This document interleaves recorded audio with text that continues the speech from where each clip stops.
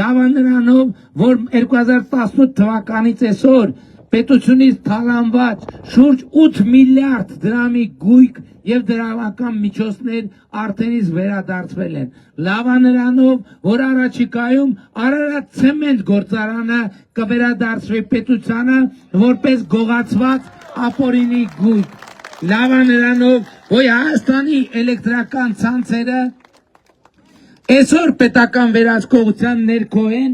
եւ առաջիկայում նաեւ դե յուրե կլինեն պետական վերահսկողության ներքո։ Լավա նրանով, որ այսօր Հայաստանի բանակում պաշտպան հայրենիա ծրագիր ներդրվել ու եթե առաջ զինվորի ծնողներն էին երեխեքին կոնֆետ պիտի ուղարկեին ու նասկի,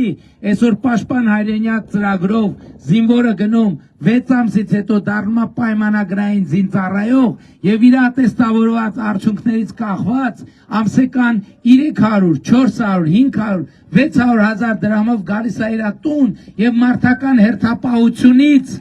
դուրս ժամանակը ապրում է իր տանը։ Լավա նրանով, որ մայիսի 28-ին մենք ձեզ բոլորիդ հրավիրում